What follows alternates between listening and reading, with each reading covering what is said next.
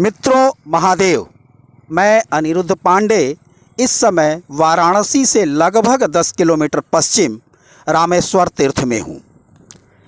कहते हैं कि भगवान राम ने रावण के वध के बाद ब्रह्म हत्या से मुक्ति के लिए देवाधिदेव भगवान शिव की उपासना इसी स्थान पर की थी।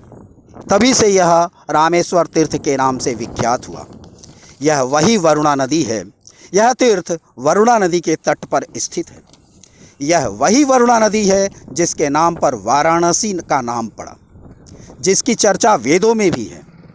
वरुणा नदी प्रयागराज के फूलपुर स्थित मैलहन झील से निकलती हैं और प्रतापगढ़, जौनपुर, भदोही होते हुए वाराणसी के सराय मोहाना के पास महत्वपूर्ण तीर्थ आदि केशव के पास गंगा में मिल गई हैं, जिसे वरुणा गंगा का संगम कहा जाता है, जो पवित्र तीर्थ के रूप में चर्चित हुआ है।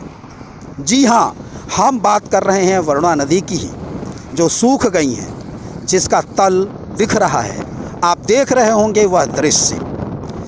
इससे बड़ी विडंबना क्या हो सकती है किसी नदी के लिए।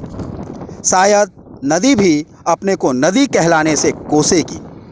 आसपास के पेड़ पौधे, पशु सब इसके सूख जाने से विलाप कर रहे हैं।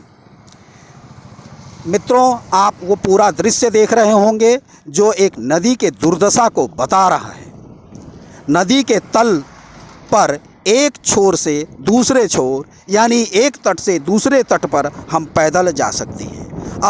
अब इस नदी के लिए इससे बड़ी विचित्र बात और क्या हो सकती है। मित्रों, कुछ साल पहले इस नदी को जीवन देने के लिए पानी छोड़ा गया था। तब एक उम्मीद जगी थी कि इस नदी में ज़िंदगी लौट आएगी, और पर उम्मीद मर गई। उस पर राजनीति की परत चढ़ गई और उसके बाद नदी में पानी नहीं छोड़ा गया।